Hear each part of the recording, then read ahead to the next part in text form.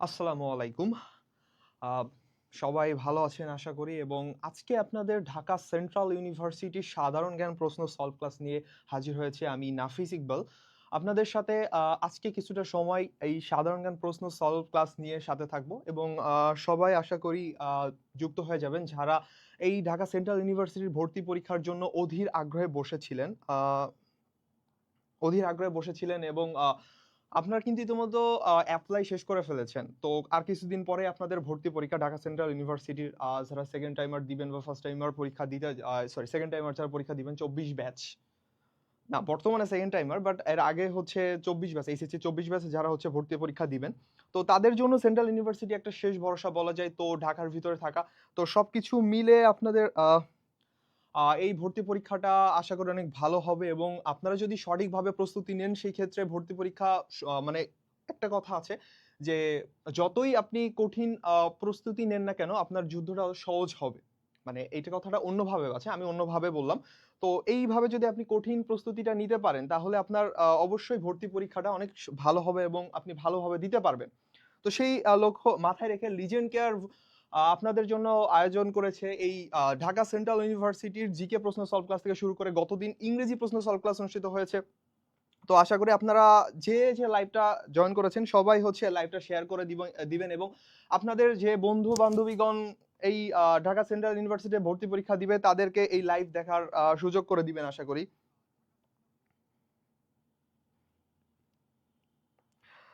সবাই হচ্ছে জয়েন হয়ে যান লাইভে। আমি একটু পরেই শুরু করব আজকে আমাদের প্রশ্ন সলভ ক্লাসটা।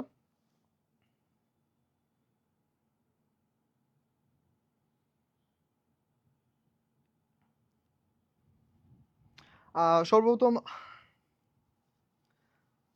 সবাই জানিয়ে দিন যে আমার সাউন্ড ক্লিয়ার আছে কিনা বা কোনো কিছু দেখতে সমস্যা হচ্ছে কিনা।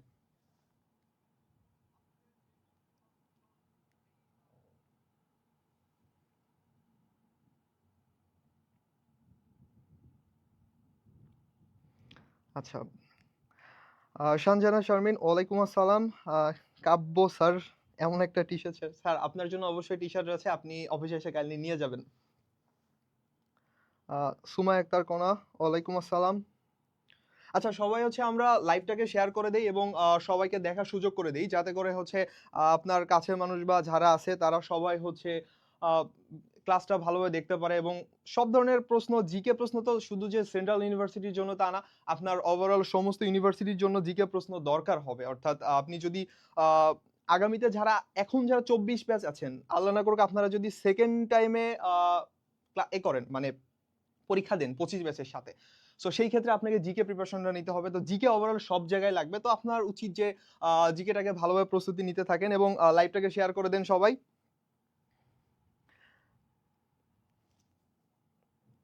আচ্ছা, যেহেতু সব ক্লিয়ার আছে, আর সবাই মেনশনও করে দিতে পারেন আপনাদের বন্ধু বান্ধব বান্ধবীগণকে, যাতে সবাই ভালোভাবে একসাথে লাইভ ক্লাসে শেষ করতে পারি আজকে।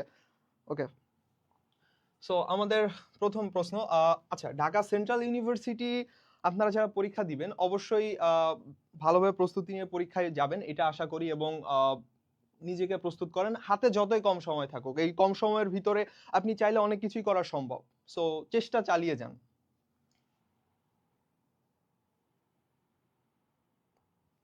আচ্ছা, আমাদের প্রথম প্রশ্ন আছে যে 1943-এর মনন্তরের সঙ্গে প্রাসঙ্গিক যে চিত্রশিল্পী, অর্থাৎ এই কোশ্চেনের অ্যান্সারটা কি হবে আপনারা কমেন্ট করে জানাতে পারেন, দেন আমি হচ্ছে এটাকে ব্যাখ্যা করে দিচ্ছি যে কি হবে। আমাকে একটু জাস্ট কমেন্টে জানান এটার অ্যান্সার কি হতে পারে।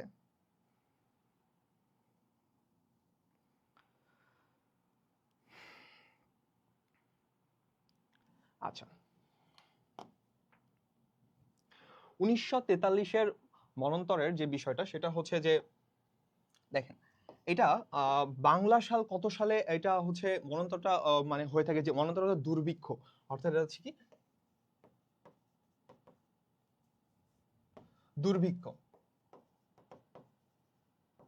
ওকে, সো বানান হয়তো ভুল যেতে পারে। সো দেখেন, এটা হচ্ছে দুর্ভিক্ষ, মনন্তরটা কি, মানে মনন্তরটা কি দুর্ভিক্ষ। তো এই 1943 সালে যে মনন্তরটা হয় এটার দুর্ভিক্ষ, অর্থাৎ হচ্ছে এটা কোন মানে এইখানে একজন চিত্রশিল্পী হচ্ছে অনেকগুলা চিত্রকর্ম করেন, এটা আমরা অনেক ছোটবেলা থেকে পড়ে এসেছি। আমি মনে হয় ক্লাস 3 পড়ে থাকতে হচ্ছে এই লেখকের গল্পটা পড়েছিলাম যে উনি এই অনেকগুলা চিত্র এঁকেছেন এই পার্সপেক্টিভ থেকে, যে এই দুর্ভিক্ষটা মানে হয়েছিল, এই দুর্ভিক্ষর যে ফলাফল বা ভয়াবহতা কেমন ছিল সেইগুলা তিনি তার চিত্রকর্মের মাধ্যমে ফুটিয়ে তুলেছিলেন। তো আমরা যদি দেখি যে এইখানে চিত্রকর্ম যে ফুটিয়ে তোলা, সেটা হচ্ছে যে এটা হচ্ছে বাংলা হচ্ছে আপনার 1350 সাল, ঠিক আছে। তো আমরা একটা কথা জানি যে এই যে মন্বন্তর, এই মন্বন্তরটা কি 50-এর মন্বন্তর, অর্থাৎ হচ্ছে 50-এর যে দুর্ভিক্ষ এইটা হচ্ছে কি 50-এর মন্বন্তর অথবা 1943-এর মন্বন্তর, অর্থাৎ বাংলা সাল ছিল আমাদের। এটা হচ্ছে বাংলা সাল, বাংলা সালের যে মন্বন্তর অর্থাৎ 1350, এই 1350 হচ্ছে এটার আরেকটা নাম কি হতে পারে 50-এর মন্বন্তর। তো এই 50-এর মন্বন্তরে যিনি এই প্রাসঙ্গিকের যে চিত্রগুলো এঁকেছিলেন, এই চিত্রগুলো হচ্ছে কে, এটা হচ্ছে যে আপনার হচ্ছে শিল্পী হচ্ছে জয়নুল আবেদিন, ঠিক আছে, জয়নুল আবেদিন। তো আমরা এখন জানি যে এই মন্বন্তরের যে জয়নুল আবেদিনের যে কয়েকটা চিত্রকর্ম ছিল, এই চিত্রকর্ম সম্পর্কে যে আমরা যে কয়টা চিত্রকর্মের নাম জানি কাইন্ডলি হচ্ছে আমরা একটু শেয়ার করি। যে ওকে, এখানে তো অলরেডি অনেকে অ্যান্সার করে ফেলেছেন। মিলন মিয়া একের সি, তারপর হচ্ছে শিহাব খান গ, অর্থাৎ জয়নুল আবেদিন এই এটা করেছিলেন। তো আমরা যদি দেখি যে এই সময় কয়েকটা উল্লেখযোগ্য যে চিত্র ছিল, মানে চিত্রকর্ম ছিল, চিত্রকর্মের নামগুলো যদি আমরা যদি দেখা ট্রাই করি কি হবে এক একটা, একটা হচ্ছে আপনার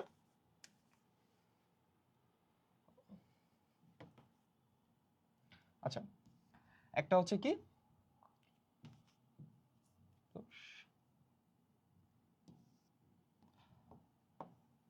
নবান্ন, ঠিক আছে, একটা হচ্ছে নবান্ন। আর তারপরে কোনটা আছে, আমরা যদি একটু মনে করার ট্রাই করি যে এই সময় চিত্রকর্ম মানে তার উল্লেখযোগ্য যে চিত্রকর্মগুলো ছিল কি জয়নুল আবেদিনের, সেটা হচ্ছে কি নবান্ন, তারপর হচ্ছে আপনার মন পোড়া 70, তারপর তারপর কি হতে পারে মন পোড়া 70, তারপর হচ্ছে সাঁওতাল রমণী অন্যতম। সো আমরা বেসিক্যালি এইখানে যে 1943-এর মন্বন্তরের সঙ্গে যে এটা জড়িত আছে, যে শিল্পী মূলত তার চিত্রকর্ম দিয়ে পরিচিতি লাভ করেছিলেন, যেটা হচ্ছে কি জয়নুল আবেদিন। মানে তার অবদান এখানে অনেকটাই ছিল যে তিনি এই তার চিত্রকর্মের মাধ্যমে এই দুর্ভিক্ষ এবং দুর্ভিক্ষের যে ভয়াবহতা এগুলো তিনি তার চিত্রের মাধ্যমে ফুটিয়ে তুলতে পেরেছিলেন। তো আমরা এখন পরের কোশ্চেনে দেখি যে আমাদের পরবর্তী কোশ্চেন কি আছে। আসিয়ানের অর্থাৎ বা এশিয়ানের সদস্য সংখ্যা ওই সদস্য নয় কোন দেশ।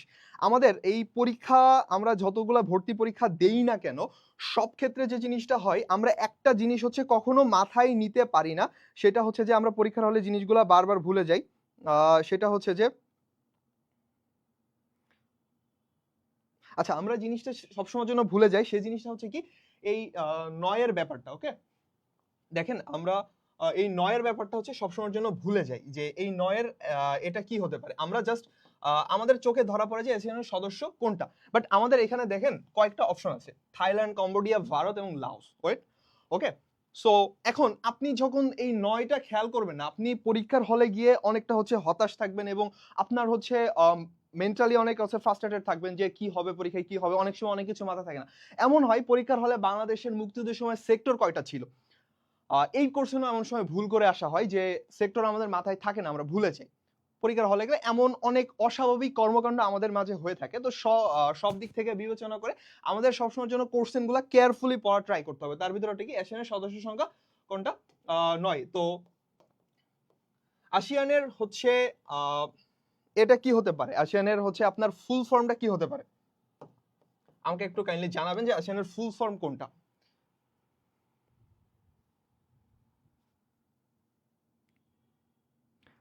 ওকে, আপনারা দেখি এখনো 1 নম্বরেই আছেন, নাকি আমার নেট স্লো আমি জানি না। সো দেখি 2 নম্বর অ্যান্সারটা কি হতে পারে, আপনারা একটু কমেন্ট করেন দেখি। কারণ এইরকম সহজ প্রশ্ন আসলে এটা জানার, এটা হচ্ছে আপনি ছোট থেকেই পড়ে আসতেছেন। এই যে এই মানে যে সংস্থাগুলো আছে, সংস্থাগুলোর রাজধানী বলেন বা হচ্ছে সংস্থাগুলোর সদর দপ্তর বলেন যে কোথায় অবস্থিত, এইগুলো সবকিছু হচ্ছে অনেক ছোটবেলার পড়া। সো আশা করি এগুলো পারবেন। তো আসিয়ানের যদি আমরা ফুল ফর্ম দেখি তাহলে কি হয় আমাদের, অ্যাসোসিয়েশন অফ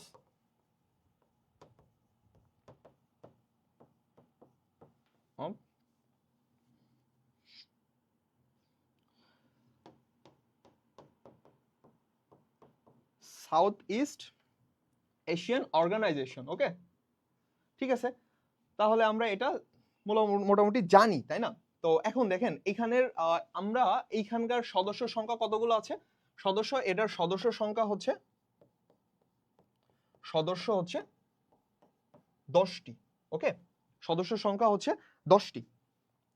আর আমরা যদি এটার একটা মূল মন্ত্র আছে, অর্থাৎ হচ্ছে আমরা বিভিন্ন এর মানে মূল মন্ত্রগুলা দেখি না যে এটার কি মানে মূল মন্ত্র আছে, তো আমরা যদি এটার একটা সারসংক্ষেপ দেখি তো হচ্ছে কি একটি দর্শন এক পরিচয়, একটি দর্শন এক পরিচয়, এক সম্প্রদায়, এবং হচ্ছে আপনার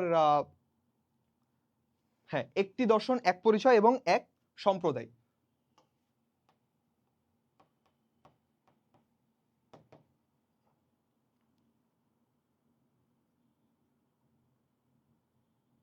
জাস্ট এক সেকেন্ড।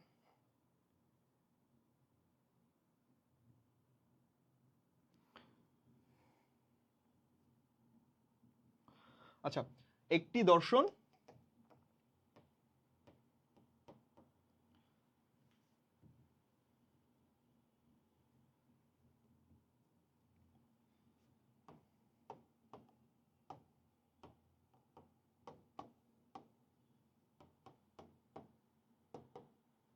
একটি দর্শন, তারপর কি এক পরিচয়,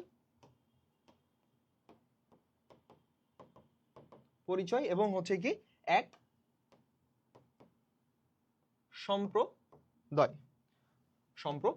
ওকে, সো এটা হচ্ছে আমাদের এই আসিয়ানের মূল মন্ত্র। ওকে, এখন আমরা কি জানি আসিয়ানের সদস্য সংখ্যা কয়টা ছিল? 10টি। তো এটার রাজধানী কোথাও, মানে এটা সরি, এটার সদর দপ্তর হচ্ছে জাকার্তা, ইন্দোনেশিয়া অবস্থিত। ওকে, জাকার্তা ইন্দোনেশিয়া, মানে ইন্দোনেশিয়ার জাকার্তায় অবস্থিত এটার সদর দপ্তর। আর হচ্ছে এটা আমাদের একটা জিনিস যে আমরা এই এতগুলা দেশ কিভাবে মাথায় রাখবো, তাই না? মানে একটা কমন প্রশ্ন যে ভাইয়া আমি হচ্ছে এই এটার যে সদস্য পদ রয়েছে বা যেগুলো যতগুলা দেশ সদস্য পদ লাভ করেছে সেগুলো মনে রাখবো কিভাবে। সো এটা মনে রাখার ট্রিক্স হচ্ছে প্রায় কম বেশি সবাই জানেন। আমরা যদি এইভাবে এটাকে ডিফাইন করতে যাই যে এমটিবি তে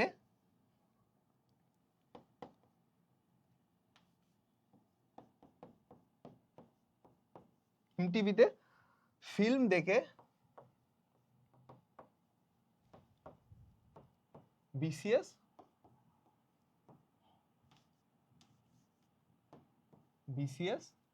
যদিও আমার হাতের লেখা অনেক বাজে, বাট কিছু করার নাই, বুঝে নিতে হবে, কারণ হাতের লেখা সবার ভালো হয় না কম বেশি। আচ্ছা দেখেন, আচ্ছা আমার এখানে লাইভটা শো করছে না কোনো ভাই, আপনারা কমেন্ট করে জানাতে থাকেন, আমি এটা দেখতেছি কোনোভাবে। আচ্ছা, একজন বলেছেন 2-এর বি নাম্বার। আচ্ছা, 2-এর বি নাম্বার কিভাবে অ্যান্সার হয় আপনি দেখেন, ভালো করে দেখেন। এমটিবি, তাই না? এমতে কি হয়? এমতে হয় হচ্ছে কি মালয়েশিয়া।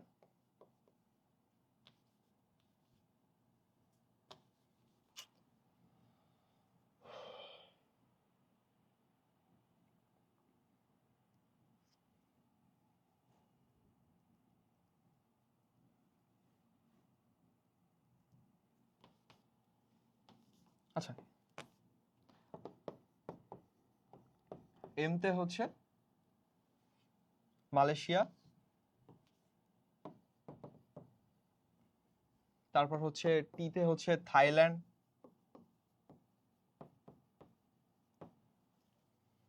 ভিতে হচ্ছে কি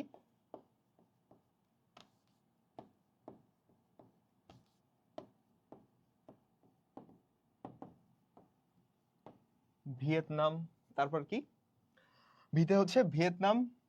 দেখেন এফ, তারপর হচ্ছে আমরা ফিল, অর্থাৎ হচ্ছে এফ এ যদি যাই। আচ্ছা,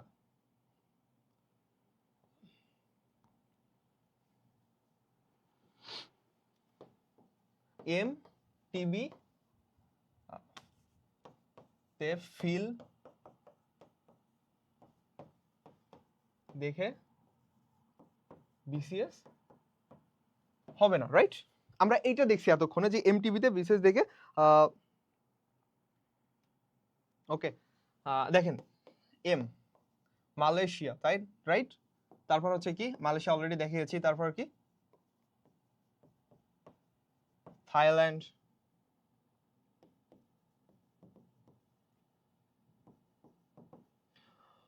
ভিতে হচ্ছে কি ভিয়েতনাম। তারপর আসে হচ্ছে এফ। এফতে কি হতে পারে? এফতে কি হতে পারে বলেন আপনারা।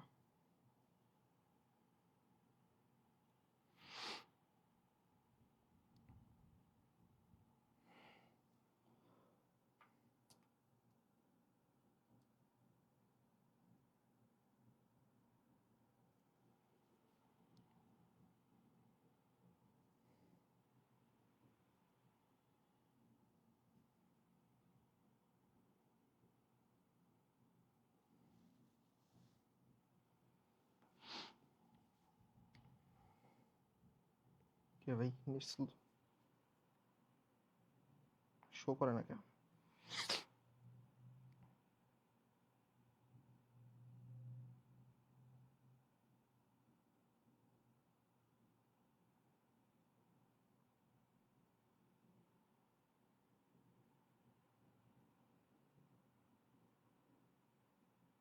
আচ্ছা, এফ তে হচ্ছে কি আমাদের ফ্লি ফাইন। ওকে, নেট একটু ডিস্টার্ব করতেছে, যার কারণে হচ্ছে অনেক সময় হচ্ছে লাইভে একটু সমস্যা হচ্ছে এবং আমার এখানে লাইভ শো করছে না, এবং ইভেন এই জন্য আপনাদের কমেন্টগুলো পড়া ট্রাই করতে মানে ট্রাই করতেছি বাট হচ্ছে না। তারপর হচ্ছে কি ইন্দোনেশিয়া।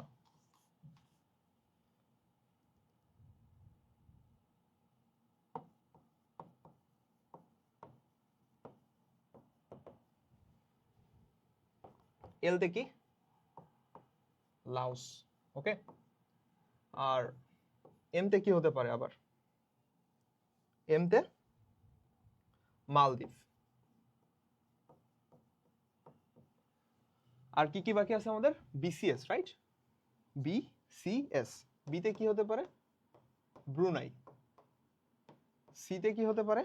কম্বোডিয়া। এসতে কি সিঙ্গাপুর। তো দেখেন আমাদের হচ্ছে কি এই আসিয়ানের যে সদস্য সংখ্যা রয়েছে, এদের যে সদস্য সংখ্যাগুলো মনে রাখার হচ্ছে একটা ট্রিক্সটা কি, এমটিভিতে ফিল্ম দেখে বিসিএস হবে না। ওকে, তো দেখেন এমতে কি মালয়েশিয়া, টিতে থাইল্যান্ড, ভিতে ভিয়েতনাম। ক্লিয়ার?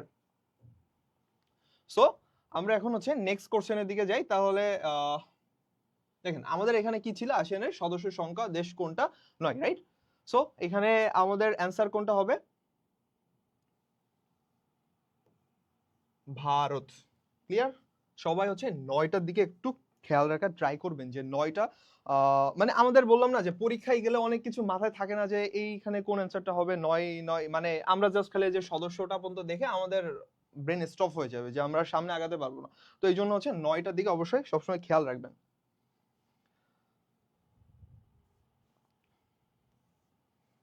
ওকে, সরি। নেক্সট কোশ্চেনটা হচ্ছে কি, বাংলাদেশের তৈরি পোশাক শিল্পের মানে পোশাক শিল্পের বৃহত্তম বাজার কোনটি? রাইট? বৃহত্তম মানে পোশাক শিল্পের জন্য বৃহত্তম বাজার কোনটা?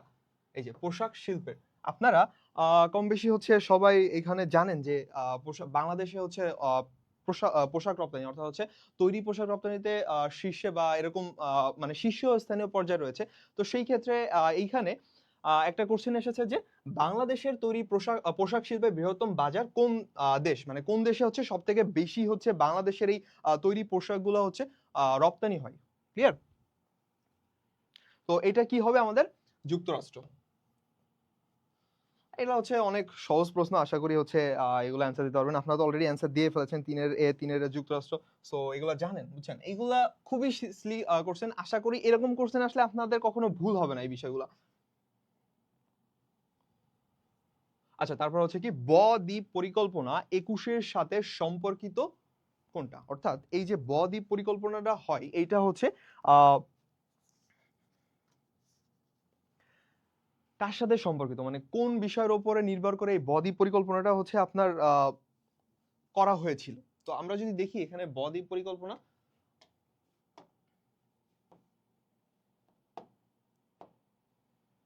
আচ্ছা, এই যে বদ্বীপ পরিকল্পনা, তাই না? বদ্বীপ পরিকল্পনা 21-এর সাথে কোনটা, 21-এর সাথে কোনটা সম্পর্কিত? তো এই বদ্বীপ পরিকল্পনা মূলত হয়েছিল হচ্ছে আপনার এই যে জলবায়ু পরিবর্তনের উপরে নির্ভর করে। তো সেই ক্ষেত্রে আমরা যদি এখন একটু বদ্বীপ পরিকল্পনা সম্পর্কে জানতে চাই তাহলে কি হয়, এটা হচ্ছে নেদারল্যান্ডসের একটা হচ্ছে পরিকল্পনা অনুসারে হচ্ছে এটা করা হয়েছিল এবং এটা জলবায়ু পরিবর্তন এবং প্রাকৃতিক দুর্যোগ রিলেটেড যে বাংলাদেশ কিন্তু হচ্ছে বাংলাদেশের যে প্রাকৃতিক দুর্যোগ হয় বা জলবায়ু পরিবর্তনের একটা হ্যাম্পার রয়েছে সেইগুলোকে মানে একটা পর্যায়ে সাস্টেইনেবল করার জন্য এই বদ্বীপ পরিকল্পনাটা করা হয়েছিল। আহ, কত সালে এই বদ্বীপ পরিকল্পনাটা কত সালে হয়েছিল, কেউ কি বলতে পারবেন? একটু বলেন তো কমেন্টে।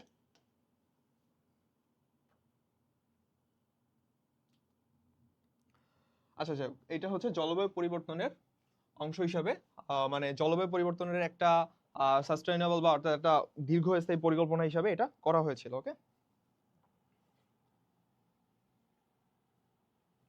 তারপর হচ্ছে কি বাংলাদেশের জাতীয় পতাকার অনুপাত কত? So this is the too much silly question যে বাংলাদেশের হচ্ছে কি এই যে জাতীয় পতাকার, বাংলাদেশের যে জাতীয় পতাকা এই জাতীয় পতাকার অনুপাত কত? এইটা এটা যদি না পারেন আপনারা তাহলে হচ্ছে আমার কিছু করার নাই।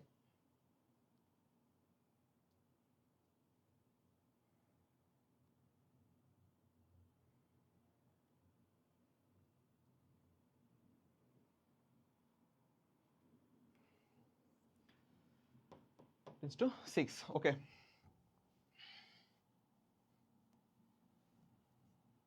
তারপর কি প্রজাতন্ত্রের রাষ্ট্রভাষা বাংলা, অর্থাৎ প্রজাতন্ত্রের রাষ্ট্রভাষা, প্রজাতন্ত্রের রাষ্ট্রভাষা বাংলা বাংলাদেশের সংবিধানের প্রথম ভাগের কত নাম্বার অনুচ্ছেদে উল্লেখিত আছে, তাই না?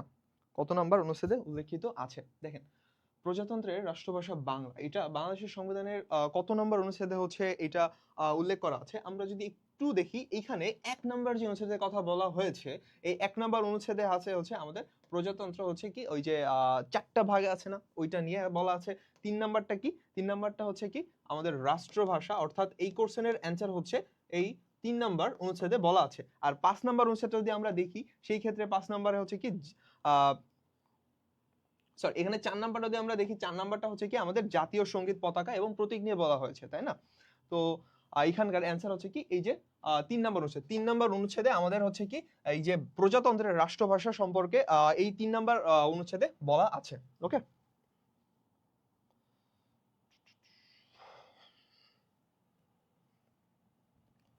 তারপরে দেখেন ইউনেস্কো ঘোষিত বাংলাদেশের প্রথম অধরা সাংস্কৃতিক ঐতিহ্য কোনটি, তাই না?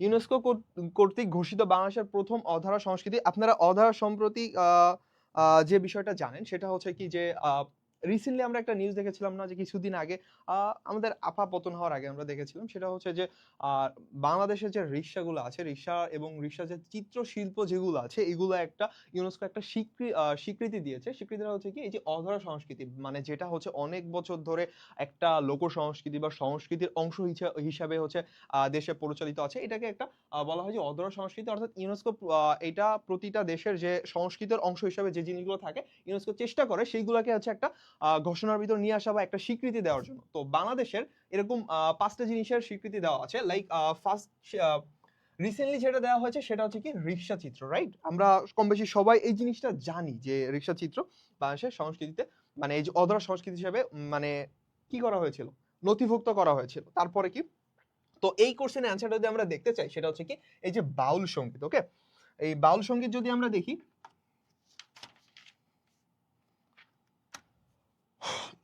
এই যে বাউল সঙ্গীত এইটা হচ্ছে বাংলাদেশের প্রথম অধারা সংস্কৃতি। তো এই কোশ্চেনের অ্যান্সারটা কি হবে, এই যে বাউল সঙ্গীত। ওকে, ক্লিয়ার?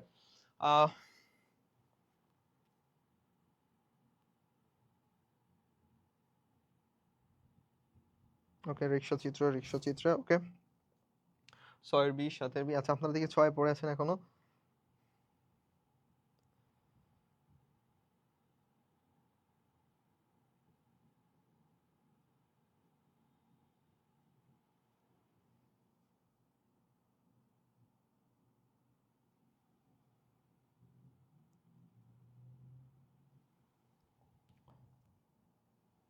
আচ্ছা আমরা পরের কোশ্চেনে দেখি কি আছে আমাদের কোশ্চেনে। এক্সিট। ওকে, বাংলাদেশের সবচেয়ে ছোট প্রশাসনিক বিভাগ কোনটি? আচ্ছা সর্বপ্রথম আমার একটা বেসিক কোশ্চেন, সেটা হচ্ছে বাংলাদেশের কয়টা বিভাগ আছে? বাংলাদেশে কয়টা বিভাগ আছে?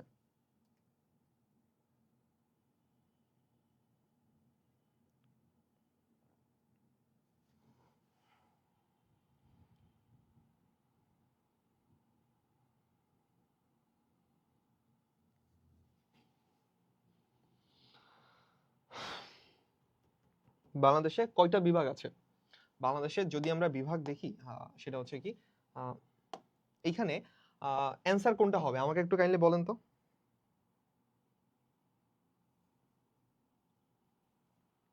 আচ্ছা অনেকেই 7-এর বি অ্যান্সার দিচ্ছেন, 7 নম্বর কোশ্চেন আমাদের শেষ হয়ে গেছে, আপনাদের অ্যান্সার ঠিক আছে।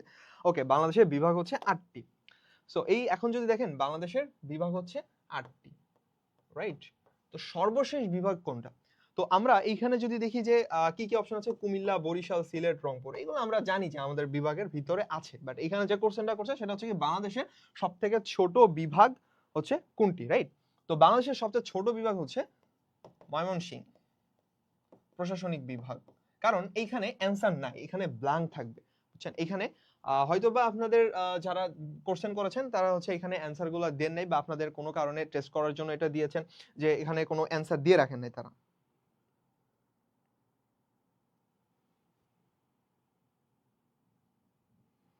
ওকে, 8টা 8টা 8টা, গুড, আপনারা অনেক ভালো জানেন। তো এইখানে সবথেকে ছোট বিভাগ হচ্ছে ময়মনসিংহ বিভাগ, যেটা হচ্ছে বাংলাদেশে কত সালে গঠিত হয়, 2018 সালে স্বীকৃত পায়, রাইট? সরি, এটা মানে আমার ভুল হচ্ছে কোনো কারণে, বাট এইখানে যে জেলাগুলো আছে সেগুলো হচ্ছে কি, সেই জেলাগুলো হচ্ছে আপনার শেরপুর,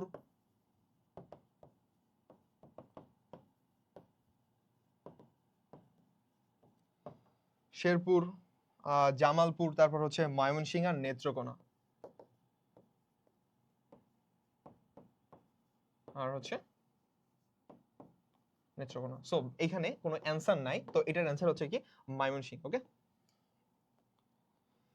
সো আমরা এখন পরবর্তী কোশ্চেন যদি দেখি, এখানে কি আছে, বাংলাদেশ সরকার কোন উৎস থেকে বেশি রাজস্ব আয় করে? বাংলাদেশ সরকার কোন উৎস থেকে বেশি রাজস্ব আয় করে থাকে?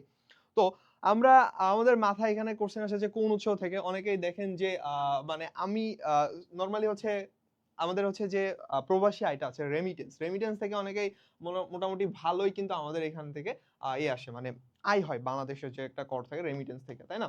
তো এইখানে কি অপশন আছে আমরা একটু দেখি, চেষ্টা করি, সেটা হচ্ছে কি আয়কর, ভূমি রাজস্ব, মূসক এবং আমদানি শুল্ক। তো এখানে যদি আমরা খেয়াল করে দেখি, হ্যাঁ পিডিএফ এ ভুল আছে, ইয়েস, মূসক, আয়কর, মূসকটা কি আমাদের হচ্ছে ভ্যাট। ওকে, এটা হচ্ছে কি ভ্যাট। আপনারা একটু বলেন তো ভ্যাটের ফুল ফর্মটা কি হতে পারে, মানে ভ্যাটের ফুল ফর্মটা কি? এটা যদিও মানে খুবই কমন একটা প্রশ্ন, তারপর ভ্যাটের ফুল ফর্মটা কি হতে পারে?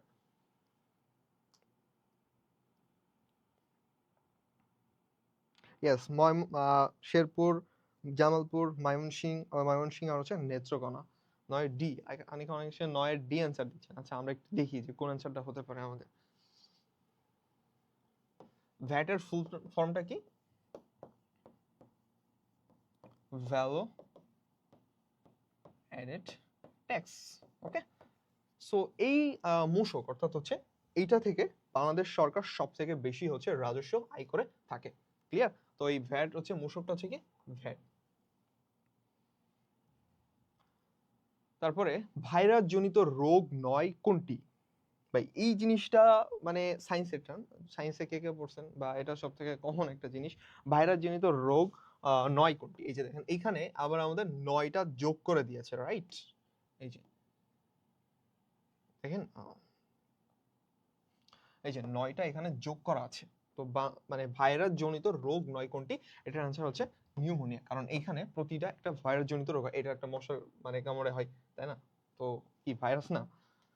তারপরে কোনটি সরকারি নোট? আচ্ছা বাংলাদেশে কতগুলা নোট প্রচলিত রয়েছে, মানে অনেকে আমরা দেখি না যে এখানে দেখেন আপনারা, আপনাদের কাছে এখন টাকা আছে, আমার কাছে যেহেতু টাকা নেই, আমি গরিব মানুষ, তো এখানে দেখেন বাংলাদেশে 1 টাকা 2 টাকা 5 টাকা, তারপর কি 1 2 5, তাই না? 1 2 5, তারপর কি 10 20, মানে নোট সম্পর্কে তো কারো এখানে মানে আমার মনে হয় না যে কারো ধারণা নেই, কারণ টাকা হইলে সবই হয়। মানে টাকা মানেই হচ্ছে আপনি আহ একটা কথা আছে না, মানি ইজ পাওয়ার। টাকা সুখ কিনে, এমন কথা জানেন না আপনারা? তো টাকা সবাই চিনেন। টাকা মানে ছোট বাচ্চারা যদি তুমি টাকা ধরা দেন, ও টাকা চিনে। ওর কাছে একটা কাগজ দিবেন, একটা টাকা দিবেন, ও টাকা ধরবে। তো টাকা সবাই চিনে। তো এই টাকা দেখেন, এই কোনটি সরকারি নোট, একটা কমন ইস্যু দেখেন এখানে, কোনটি বাংলাদেশে কোনটি হচ্ছে সব থেকে সরকারি নোট, তাই না? মানে সবথেকে না, মানে কোনটি সরকারি নোট। তো এখানে অপশন আছে 2 টাকার নোট, 10 টাকার নোট, 20 টাকার নোট আর 50 টাকার নোট। আপনাদের কাছে যাদের কাছে টাকা আছে সবাই একটু চেক করে দেখেন তো, এখানে চেকটা করবেন যে হচ্ছে এই 10 টাকার নোটে কার সিগনেচার আছে আর এই 2 টাকার নোটে কার সিগনেচার আছে। তো এইখানে একটা প্রশ্ন হচ্ছে কি, আমাদের এই যে 1 2 টাকার নোট যেগুলো ছিল, 1 টাকার নোট হয়তো বা এখন নাই, একটা কয়েন দেখছেন, বাট নোটটা আমি অনেক ছোটবেলায় দেখেছি, এখন অনেক বছর যাবত দেখি না 1 টাকার নোট, নাই বলতে গেলে চলে। তো 2 টাকার নোট আছে, আমার পকেটে 2 টাকার নোট আছে। তো এই 2 টাকার নোটে দেখবেন যে হচ্ছে অর্থ সচিবের সিগনেচারটা আছে। বাট আমাদের এই যখন এই 20 টাকা বা 50 টাকার নোট যখন দেখবো, তখন হচ্ছে বাংলাদেশ ব্যাংকের গভর্নরের সিগনেচার থাকে। তো এই জিনিসটা মাথায় রাখবেন যে যেগুলো হচ্ছে বাংলাদেশের সরকারি নোট, সেটা হচ্ছে কি, সেখানে হচ্ছে এই অর্থ সচিবের সিগনেচার, অর্থাৎ হচ্ছে 2 টাকা হচ্ছে বাংলাদেশের সরকারি নোট। তো এটার অ্যান্সার কি হবে? 2 টাকা। ওকে, তারপরটা হচ্ছে নিচের কোনটি সেবা খাতের অন্তর্ভুক্ত? সেবা খাতের অন্তর্ভুক্ত। তো সেবা খাতটা দেখেন আপনারা, এখানে কি কি অপশন আছে? নির্মাণ, তারপর হচ্ছে খনিজ খনন, পরিবহন, নির্মাণ, খনিজ খনন এবং পরিবহন, তারপর হচ্ছে কি তৈরি পোশাক, রাইট? তো সেবা খাত, তাই না? সরি, সেবা খাতটা কি হতে পারে? এই যে সেবা খাতটা কি হতে পারে, অর্থাৎ আমরা যদি সেবা খাতটা দেখি, যে এখানে যে জিনিসগুলা হচ্ছে বাংলাদেশের একটা মানে কি বলবো, আমাকে একটা কোশ্চেনের উত্তর দিন আপনারা। বাংলাদেশের যে জিডিপি আছে, তাই না, জিডিপিতে সব থেকে আহ বেশি অবদান কার? সব থেকে বেশি অবদান কোন খাতের থেকে অবদান?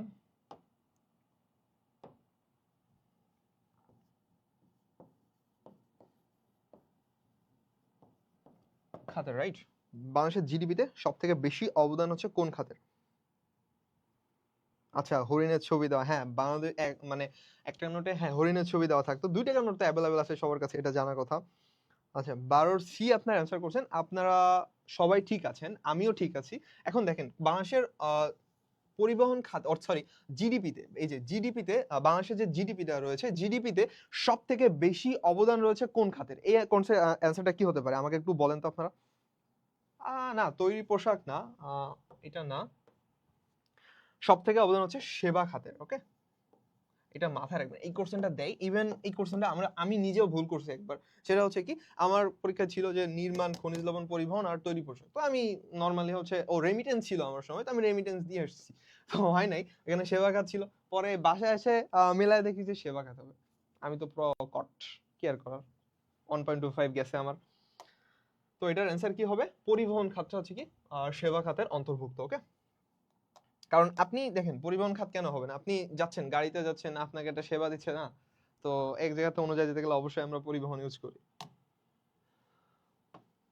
এখন দেখেন বর্তমান বাংলাদেশের কততম সংসদ বিদ্যমান রয়েছে, অর্থাৎ আমাদের আপা যখন পালিয়ে গিয়েছে, আপা পালিয়ে যাওয়ার সময় কততম সংসদ বিদ্যমান ছিল? আপনারা কি কেউ অ্যান্সারটা দিতে পারবেন?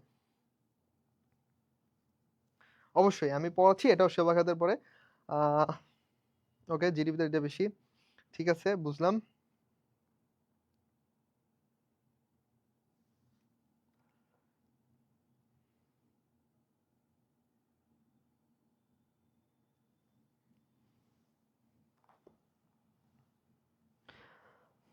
আচ্ছা, বর্তমান বাংলাদেশের সংবিধানে হচ্ছে দেখেন বর্তমান বাংলাদেশের সংবিধান সরি বর্তমান বাংলাদেশের সংবিধান পড়তে পড়তে আমার সংবিধান মুখস্থ হয়ে গেছে।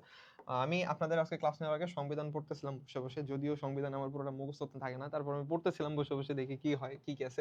তো দেখেন বর্তমান বাংলাদেশের সংসদ কততম বিদ্যমান, মানে আমাদের আপা চলে গেছে, এই সময় সংসদ কততম সংসদ বিদ্যমান ছিল আপনারা কি বলতে পারবেন? সেটা হচ্ছে কি, এটা হচ্ছে কি 12তম, মানে 12, এই যে দ্বাদশ সংসদ নির্বাচন হলো না, যে সম্ভবত হচ্ছে আপনার ফেব্রুয়ারি, আমার সঠিক মনে নাই যে কত সালে, মানে কত 24 সালে হয়েছে এটা ঠিক আছে, বাট কত তারিখে হয়েছে এটা আমার আসলে মাথায় নেই। ওকে 12তম, হ্যাঁ আপনারা আসলেই আপনারা পারবেন, ঠিক আছে। আপনারা যারা ঢাকা সেন্ট্রাল ইউনিভার্সিটিতে পরীক্ষা দিবেন, তো আপনাদের এখানে হয়তো বা অনেকে সেন্ট্রালে পরীক্ষা দিবেন বা অনেকে সেকেন্ড টাইমের প্রিপারেশন নিচ্ছেন, তো সেই ক্ষেত্রে আপনাদের কাছে এই মানে যে আপনারা যে অ্যান্সার গুলো করছেন, যদিও কোশ্চেন গুলো অনেক সহজ, তারপরে যে অ্যান্সার গুলো করছেন এই কোশ্চেনের ভিতর থেকে আপনারা অনেকগুলো পাবেন। যেমন আমি চেষ্টা করতেছি যে এই কোশ্চেনের ভিতর হচ্ছে যে মানে আদার্স যে কোশ্চেন গুলো আসার একটা সম্ভাবনা থাকে, পসিবিলিটি থাকে, এই পসিবিলিটি গুলোকে আমি ক্লিয়ার করার ট্রাই করতেছি, সামথিং এমন কিছু। তো আশা করি যে আপনারা পারবেন সবাই, ঠিক আছে। এইটা নিয়ে ভয় পাওয়ার কিছু নাই ভাই, পরীক্ষা আসবে আসবে যাবে।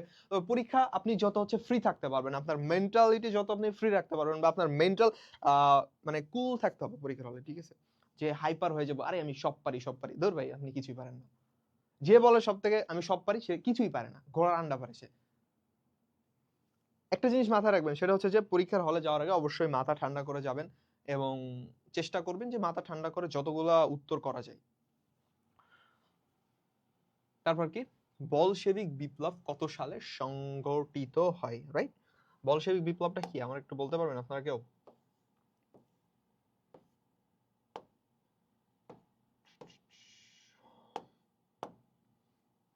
এই যে বলশেবিক বিপ্লবটা কি হতে পারে, তাই না? বলশেবিক বিপ্লবটা একটু বলেন তো।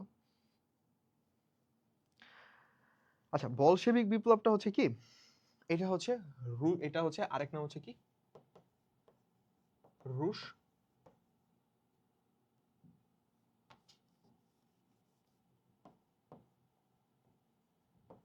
রুশ বিপ্লব নামে পরিচিত, ঠিক আছে। এটা কত সালে হয় আমাকে একটু বলুন।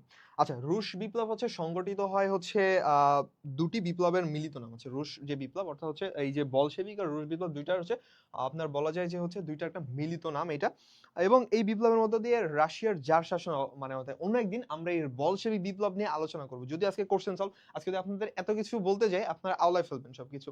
তো এই বলশেবিক এবং জার শাসন যে ছিল এইটা নিয়ে একদিন আলোচনা করা হবে, ঠিক আছে, অতি শীঘ্রই। বাট আলোচনা করব যে কি হতে পারে যার। তো দেখেন এই যে বিপ্লবের যে মাধ্যমে যে রাশিয়ার জার শাসনের অবসান ঘটে, ঠিক আছে, এই জার শাসনের অবসান ঘটে এবং সোভিয়েত ইউনিয়ন, অর্থাৎ এই বিপ্লব বলশেবিকের মাধ্যমে, এটা হচ্ছে 1917 সালে সংগঠিত হয়, ঠিক আছে, 1917 সালে সংগঠিত। এবং এর আরেকটা নাম হচ্ছে কি রুশ বিপ্লব। এই রুশ বিপ্লবের মাধ্যমে এই জার শাসনের অবসান হয় এবং হচ্ছে কি সোভিয়েত ইউনিয়নের উত্থান হয়, ঠিক আছে, সোভিয়েত ইউনিয়নের উত্থান হয়।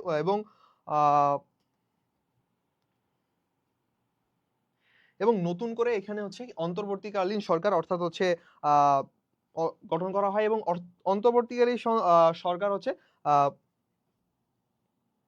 এটাকে বলশেভিক নাম হচ্ছে প্রতিষ্ঠিত হয়, অর্থাৎ অন্তর্বর্তীকালীন যে সরকারটা গঠিত এটা হচ্ছে বলশেভিক নামে আপনার হচ্ছে গঠিত হয়। তো এটার অ্যান্সার কি হতে পারে, বলশেভিক বিপ্লব কত সালে গঠিত হয়, সরি সংগঠিত হয় 1917 সালে সংগঠিত হয়, ক্লিয়ার?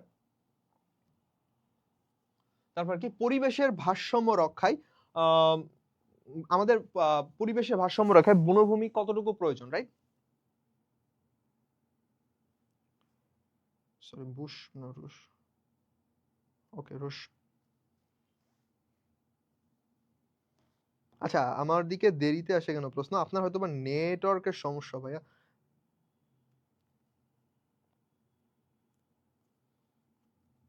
আচ্ছা, এই কোশ্চেন অ্যান্সার কি হতে পারে, পরিবেশের ভারসাম্য রক্ষায় কত ভাগ বনভূমি প্রয়োজন? আমরা যখন ক্লাস 6-7 এ পড়তাম তখন আমাদের হচ্ছে যে কৃষি শিক্ষা বই ছিল, বা সমাজ সমাজ বইটা ছিল, হ্যাঁ সমাজ বইটা, সরি 3-4 এ পড়তাম, সমাজ বইতে ছিল। তখন এগুলো ছিল যে বনভূমি থাকা প্রয়োজন, যদি এখন বড় হয়ে গেছে এখনো এগুলো এসে পড়া লাগতেছে। তো এই জন্য মানে ওই যে কথা আছে না, পড়াশোনা পিছু ছাড়ে না।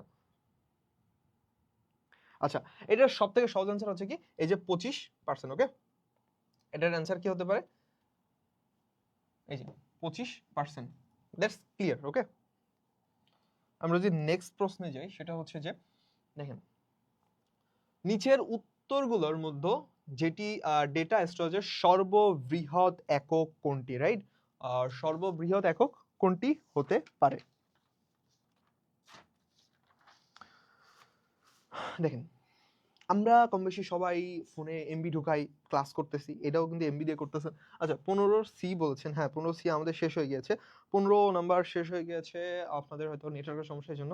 যাই হোক, 16 নাম্বার কোশ্চেন আমরা কি দেখতেছি, নিচের উত্তরগুলোর মধ্যে যেটি ডেটা স্টোরেজের সর্ববৃহৎ একক কোনটি? ওকে, তো এইখানে আমরা কম বেশি হচ্ছে সবাই কি মেগাবাইট ইউজ করি, এমবি ইউজ করি, এমবি ইউজ করি, এবং এমবি ইউজ করার ফলে হচ্ছে আমরা অনেক কিছু জানি, তাই না? তো এখানে ল্যাপটপ মানে কম্পিউটার ইউজ করি, কম্পিউটার ইউজ করার সব বলি না যে এইটা এত জিবি, এত টেরাবাইট, এত। তো আমরা এখন যে জিনিসটা দেখবো সেটা হচ্ছে কি, নিচের উত্তরগুলোর মধ্যে যেটি সব থেকে কি, এই যে আপনাদের অলরেডি অ্যান্সার করে দিয়েছেন লিও খন্দকার, আচ্ছা, তারপর পার্থ রয় অ্যান্সার করেছেন এ। এ কেন হবে ভাইয়া? এ তো হচ্ছে জিবি, জিবি তো অনেক ছোট ভাই, এটা হবে হচ্ছে টিবি, অর্থাৎ হচ্ছে টেরাবাইট। আচ্ছা, এসডিজির কোন লক্ষ্যমাত্রা মানসম্পন্ন শিক্ষা নিয়ে কাজ করে থাকে?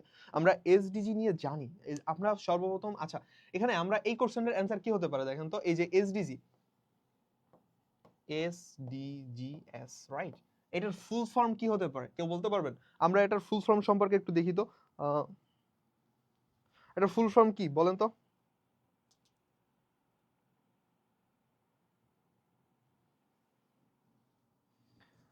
17B বলেছেন, আচ্ছা ওকে, 17B।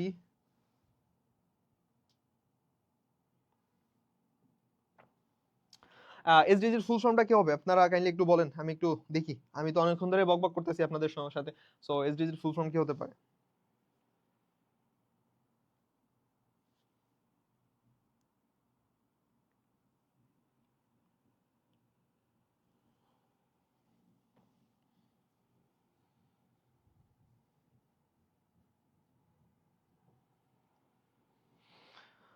আচ্ছা, এসডিজির ফুল ফর্মটা হতে মানে এটা হবে যে হচ্ছে কি, sustainable,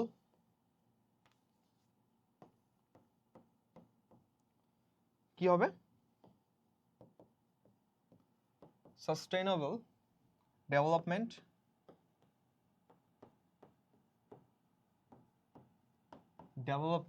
sustainable development goals. Okay, goals মানে কি, অনেকগুলো লক্ষ্যমাত্রা। আপনারা ইংরেজি ক্লাস করেছেন না, অনেকগুলো লক্ষ্যমাত্রা মানে এস বাই এস যোগ, আচ্ছা যাই হোক, এস বাই এস কি যুক্ত হয়েছে, অর্থাৎ সাস্টেইনেবল ডেভেলপমেন্ট গোলস। এসডিজি এর ফুল ফর্ম কি, সাস্টেইনেবল ডেভেলপমেন্ট গোলস। তো এইটার আমরা লক্ষ্যমাত্রা সম্পর্কে কি জানি, যে এইটার কতগুলো লক্ষ্যমাত্রা রয়েছে? এটা হচ্ছে সব থেকে সহজ, আমরা মানে মুখস্থ পড়ে এসেছি যে যে এটার কি হতে পারে। তো এইখানে দেখেন একটা জিনিস, যে এই যে সাস্টেইনেবল যে ডেভেলপমেন্ট গোলটা বলা হয়েছে, এখানে কতটা লক্ষ্যমাত্রা রয়েছে? আমরা যদি এসডি লক্ষ্যমাত্রা দেখি, সেটা হচ্ছে কি, আমরা লক্ষ্যমাত্রা দেখতে পাবো হচ্ছে কি 17টা। ওকে, 17টা লক্ষ্যমাত্রা রয়েছে।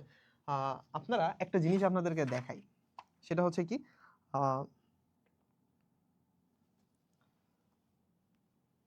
আপনাদের একটা জিনিস দেখাই, দেখেন আপনাদের মনে রাখার সুবিধার্থে খন্দকার জিকে বইতে, এই যে দেখেন আপনাদের মনে রাখার সুবিধার্থে হচ্ছে খন্দকার জিকে বইতে দেখেন এই যে সুন্দর করে ধাপে ধাপে দেওয়া আছে। তো এই মানে আপনারা যারা ভর্তি পরীক্ষা দিবেন, মানে পরবর্তীতে দিবেন বা এখন যারা প্রস্তুতি নিচ্ছেন, এই খন্দকার জিকে বই, অর্থাৎ এই খন্দকার জিকে বইতে দেখবেন মানে এই যে দেখেন এখানে সমস্ত কিছু ইনফরমেশন দেওয়া আছে, এই যে এসডিজি থেকে শুরু করে বা আপনার যতগুলো ইনফরমেশন দরকার আছে আপনার মনে রাখার সুবিধার্থে, যতটা শর্ট টেকনিকে মনে রাখা যায়, কারণ এই সাধারণ জ্ঞানের মহাসমুদ্রে অনেকগুলো টপিক আমাদের মনে থাকে না, সেই ক্ষেত্রে এই যে দেখেন,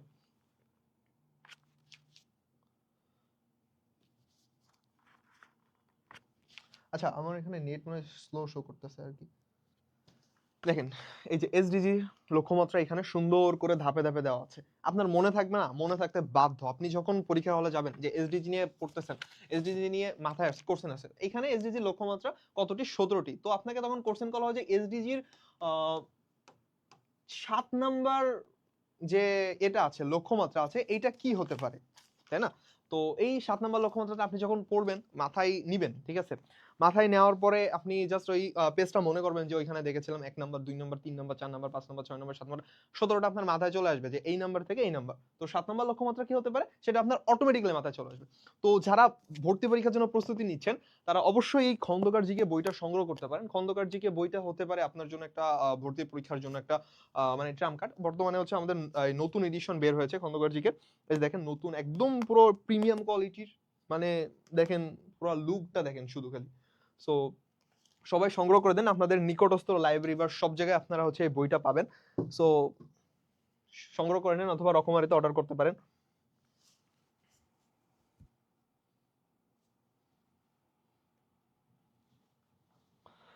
আচ্ছা এসডিজি, তাহলে আমাদের এটা কততম লক্ষ্যমাত্রা হতে পারে? এটা 17টি, 17 খ 5 নম্বর। কেমনে মানসম্মত শিক্ষা 5 নম্বর লক্ষ্যমাত্রা হয়? ভালো করে চেক করেন তো আপনারা।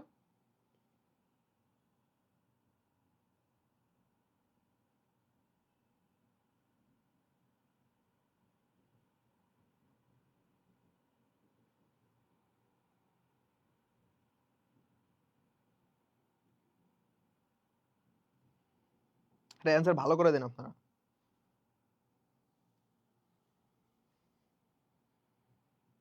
আমি যদি বলি এটা 4 নম্বর লক্ষ্যমাত্রা দেওয়া আছে, ওয়েট আপনাদেরকে প্রুফটা দেখাই 4 নম্বর লক্ষ্যমাত্রা কেন কই দেওয়া আছে।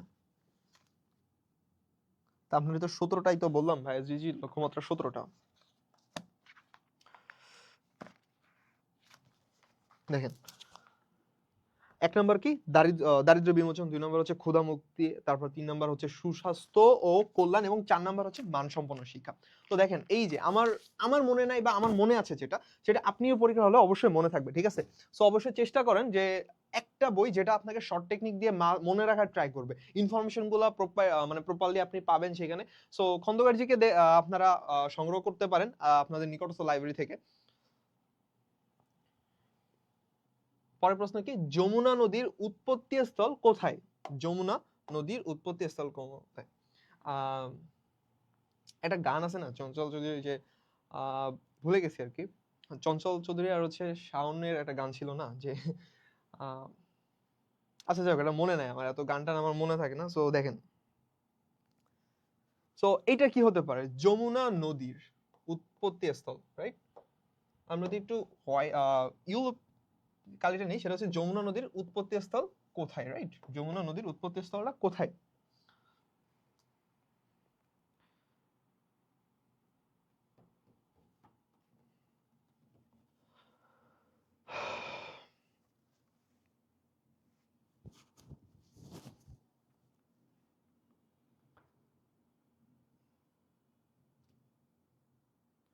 আচ্ছা বইটা হচ্ছে আপনার আপনি হচ্ছে আপনার নিকটস্থ লাইব্রেরি থেকে নিতে পারবেন। এটা সাধারণ জিকে খন্দকার সিজিকে নাম বলে আপনাকে বইটা দিয়ে দিবে। আচ্ছা এটার অ্যান্সার কি হতে পারে? যে যমুনা নদী কোন এ থেকে উৎপত্তি, তাই না?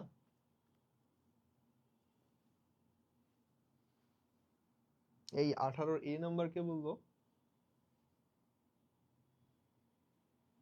আর কিন্তু আজকে হবে না, সত্যি কথা। 18 নম্বর এ কে বলছে?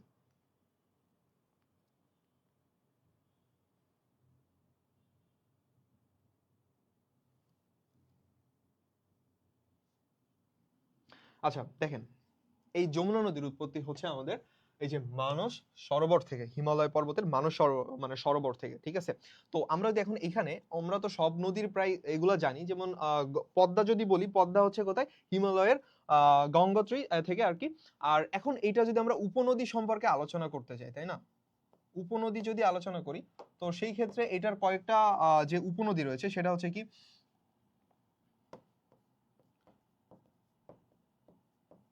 তিস্তা, করতোয়া, তারপর কি, তারপর কি হতে পারে? আত্রাই। আরে এতক্ষণ পরে আপনারা এসে মানে সঠিক অ্যান্সার দিচ্ছেন। ও হ্যাঁ, যমুনার জল দেখতে কালো।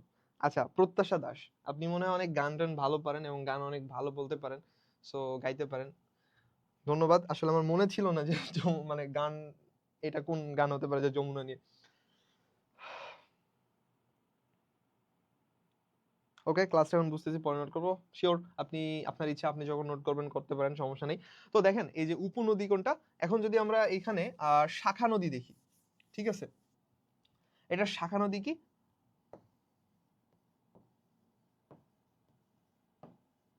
শাখা নদী কি?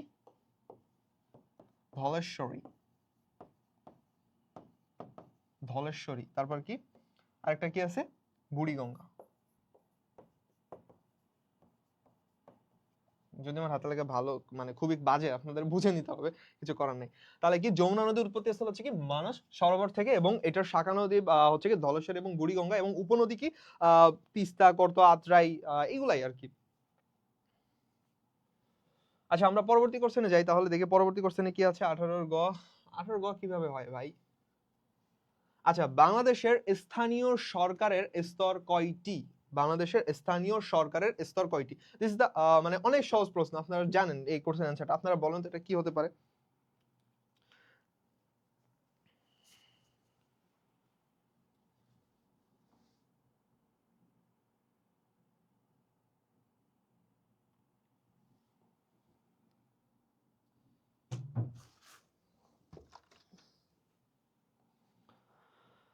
আচ্ছা, বাংলাদেশের স্থানীয় সরকারের স্তর হচ্ছে কয়টা?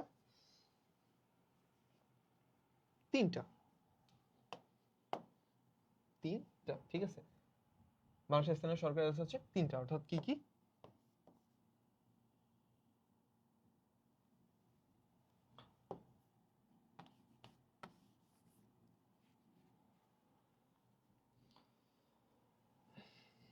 এটা কমন কোশ্চেন। তারপরে কি নবায়নযোগ্য শক্তির উৎস কোনটি? নবায়নযোগ্য শক্তির উৎস কোনটি? আচ্ছা 19-এর এ, হ্যাঁ 3টি। 3টি। ওকে।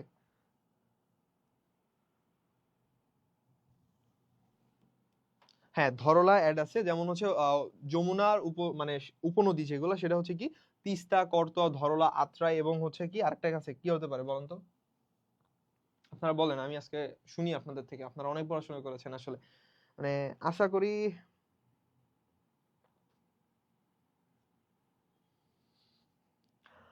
নবায়নযোগ্য শক্তি কি মানে এই দেখেন আপনাদের যে জিকে পড়াচ্ছি, এই জিকে গুলা কম বেশি কিন্তু আপনাদের সেই ছোটবেলার টার্ম থেকে আসছে, রাইট? এই ছোটবেলার টার্ম থেকে জিকে পড়তে পড়তে আজকে এখানে। তো ছোটবেলায় যে টার্মটা দেখতেন যে এখানে যে নবায়নযোগ্য শক্তি আছে, তাই না? এই যে নবায়নযোগ্য শক্তি, নবায়নযোগ্য শক্তি মানে কি? যে শক্তি হচ্ছে কি হয় না, নবায়নযোগ্য শক্তি কি আমার এটাকে বলে দেওয়া লাগবে? মানে এটার অ্যান্সার কি আমার বলে দেওয়া লাগবে? এই এই অ্যান্সার যদি না পারে না, তাহলে কিছু করার নেই আসলে, ঠিক আছে? তাহলে আপনারা আমার মতো গুড ফর নাথিং, আপনি যদি অ্যান্সারটা না পারেন। আমি আসলে গুড ফর নাথিং, আমি কিছুই পারি না, জাস্ট খালি হাই দেয় ঘুরে বেড়াই। তো আপনারাও আমাদের মতো যদি এই কোশ্চেনের অ্যান্সারটা হচ্ছে না পারেন, তো এটার অ্যান্সার কি হবে? সৌর শক্তি, নবায়নযোগ্য শক্তি আর অনবায়নযোগ্য শক্তি। তো এই দুইটার ডেফিনেশন আমার আর বলা লাগতেছে না, অলমোস্ট আপনারা সবাই জানেন। ওকে, তারপর কি ভ্যাট কোন ধরনের, ভ্যাট কোন ধরনের শক্তি, মানে কোন ধরনের কর, শক্তি না আমি।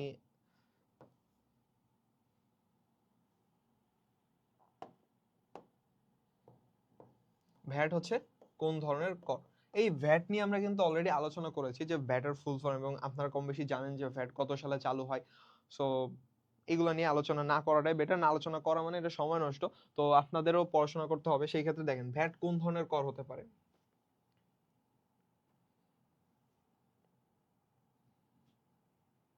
এটা কি কর হতে পারে? সেটা হচ্ছে কি,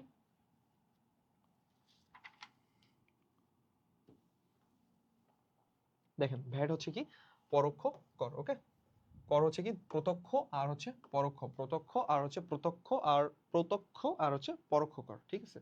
তো দেখেন এই যে পরোক্ষ কর কি, ভ্যাট হচ্ছে একটা পরোক্ষ কর। ওকে,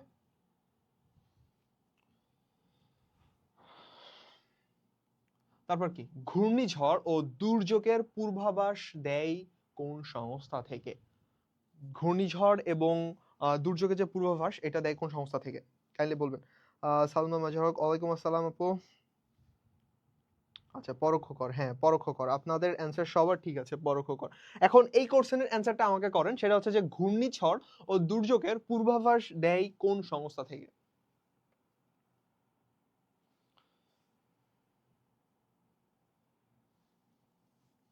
this is silly question, and এই কোশ্চেনটা অনেক সময় মাঝে মাঝে আমাদের আসে, তো সেই ক্ষেত্রে আশা করি যে পারবেন, ঠিক আছে। তো আর কয়েকটা কোশ্চেন আছে, বেশি পড়াবো না, এত বেশি পড়াইলে আপনারা সবাই ভুলে যাবেন, মানে শেষে আর মনে রাখবেন না কিছু, সবই ভুলে যাবেন। তো দেখেন, ঘূর্ণিঝড় আর দুর্যোগে যে পূর্বাভাস দেয়, এখানে হচ্ছে আমরা যদি দেখি এটার অ্যান্সার কি হতে পারে, সেটা হচ্ছে কি স্পার্সো। স্পার্সোর ফুল মিনিংটা কি হতে পারে? এখানকার সবগুলো ফুল মিনিং আপনারা রাখবেন না, জাস্ট এইটার জানবেন। স্পার্সো হচ্ছে কি, যদি এটা দেখি সেটা হচ্ছে কি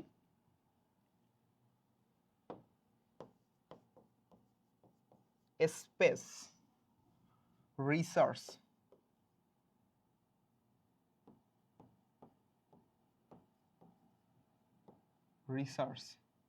স্পেস রিসার্চ অ্যান্ড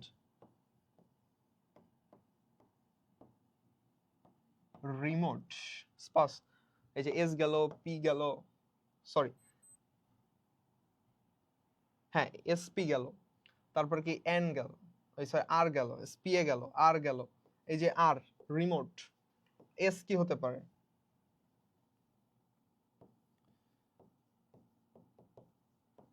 সেন্সিং। আর কি ও আছে, ওর কি হতে পারে?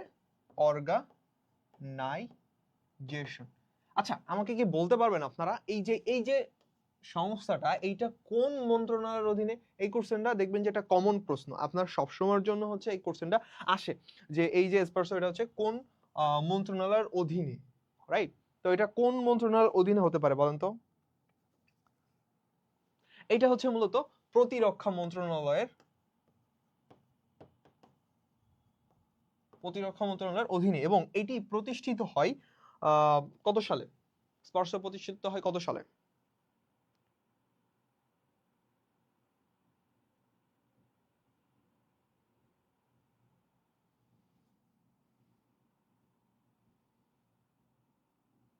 আচ্ছা স্পার্সো প্রতিষ্ঠিত হয় হচ্ছে আপনার 1980 সালে, ঠিক আছে। দেখেন স্পার্সো প্রতিষ্ঠিত হয় হচ্ছে কত সালে? আমি একটু কালারটা চেঞ্জ করে নিই, তাহলে আপনাদের বুঝতে হবে, সুবিধা হবে। ও আচ্ছা, প্রতিষ্ঠিত হয় হচ্ছে 1980 সালে, এবং এটি প্রতিরক্ষা মন্ত্রণালয়ের অধীনে, এবং এটার ফুল ফর্ম আমরা অলরেডি জেনে গিয়েছি। ওকে ওকে ওকে, অলরেডি বলে দিয়েছেন। রুফায়দা ফারুকী অর্নি, তারপর কি উপমা সিনহা, আকলিমা সুলতানা, আপনারা তো দেখি প্রথম থেকে ক্লাস করছেন, এবং প্রিপারেশন আপনাদের অনেক ভালো, আশা করি অনেক ভালো কিছু করবেন আপনারা। সো দিস ইজ, এবং 1980 সালে প্রতিষ্ঠিত হয়। Is that clear? Okay, next slide please. সংসপ্তক উপন্যাসের রচয়িতা কি? এই যে সংসপ্তক, তাই না?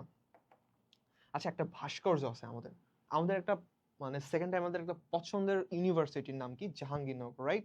এই জাহাঙ্গীরনগরের একটা ভাস্কর্য আছে, ভাস্কর্যটার নাম কি বলেন তো আপনারা? আপনাদের মনে থাকার কথা। সংসপ্তক, সংসপ্তকের উপন্যাসের রচয়িতা কে? এটা পরে বলতেছি, বাট আমরা একটু অন্য প্রসঙ্গে এখানে আলোচনা করি। এই যে সংসপ্তকের হচ্ছে একটা ইয়ে আছে আমাদের সেকেন্ড টাইমের জন্য, আসলে সেকেন্ড টাইম যারা ভর্তি পরীক্ষা দিবেন, অনেকে ক্লাস করছেন, যারা 24 ব্যাচে আছেন, অনেকে অলরেডি সেকেন্ড টাইমের প্রিপারেশন শুরু করে দিয়েছেন। তো সেই ক্ষেত্রে আপনাদের পছন্দের তালিকায় ঢাকার ভিতর আছে হচ্ছে কি জাহাঙ্গীরনগর ইউনিভার্সিটি। তো জাহাঙ্গীরনগর যে বিশ্ববিদ্যালয় এখানে আছে, এখানে একটা কমন একটা মানে শহীদ মিনার আছে। তো এইটা তো সবাই জানি। তো এই যে স্মৃতিস্তম্ভ আছে এটার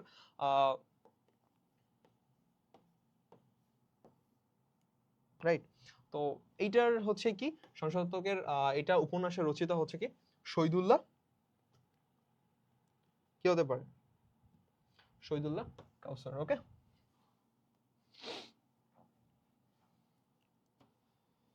24 নম্বর, জাতিসংঘের সদস্য দেশের সংখ্যা কত? জাতিসংঘের সদস্য দেশের সংখ্যা কত বর্তমানে? ওকে, জেউ ওকে, আপনাদের স্বপ্নের ইউনিভার্সিটি জাহাঙ্গীরনগর ইউনিভার্সিটি, অর্থাৎ জাহাঙ্গীরনগর বিশ্ববিদ্যালয়। সো আপনাদের এখন যে কোশ্চেনটা সেটা হচ্ছে কি জাতিসংঘের সদস্য দেশের সংখ্যা কত?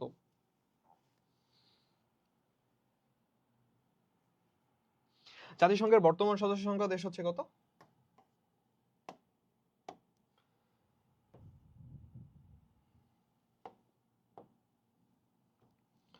193টি, রাইট?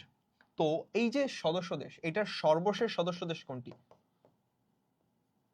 সর্বশেষ কোনটি সেটা হচ্ছে কি দক্ষিণ সুদান। ক্লিয়ার?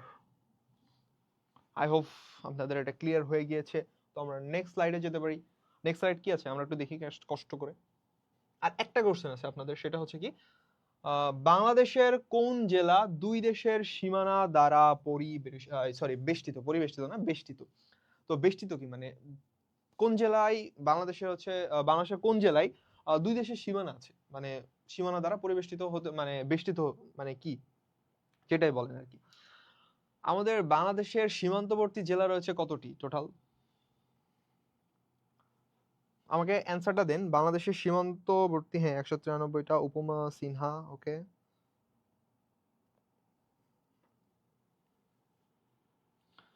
বাংলাদেশের সীমান্তবর্তী যে বাংলাদেশের সাথে মানে সীমান্তবর্তী জেলা কোন? সীমান্তবর্তী জেলা কতটি? আচ্ছা 25-এর অলরেডি আপনার রাঙামাটি বলেছেন। কি হতে পারে অ্যান্সারটা? আমিও তো জানতাম রাঙামাটি, তাহলে রাঙামাটি অ্যান্সার হবে। আচ্ছা দেখেন আগে বাংলাদেশের সীমান্তবর্তী যে জেলা আছে, এই বাংলাদেশের ভারত বলেন মিয়ানমার বলেন, সবগুলো যে সীমান্তবর্তী জেলা আছে, এই সীমান্তবর্তী জেলার হচ্ছে কোন জেলা মানে কি বলবো আর, যে মোট সীমান্তবর্তী জেলা কতটা রয়েছে বাংলাদেশে? যেউ, শুধু যেউ নয়, যেউ ড্রিম। আচ্ছা দোয়া করি আপনার জন্য অনেক অনেক শুভকামনা। আপনার স্বপ্ন ইউনিভার্সিটিতে আপনি চান্স পান এবং সেখানে আপনার স্বপ্নকে আবার নতুন করে মানে গড়ে তুলুন ইনশাল্লাহ। আচ্ছা রাঙামাটি, ওকে। বাংলাদেশের মানে মোট সীমান্তবর্তী জেলা হচ্ছে কি 32টি, রাইট? 32টি। এখন এখানে কথা হচ্ছে যে দেখেন, আমি একটু কালিটা চেঞ্জ করি, জাস্ট কালিটা হচ্ছে চেঞ্জ মানে কালারটা চেঞ্জ করি। দেখেন বাংলাদেশের সীমান্তবর্তী জেলা হচ্ছে 32টি, রাইট? তো ভারতের সাথে কয়টা জেলা আছে?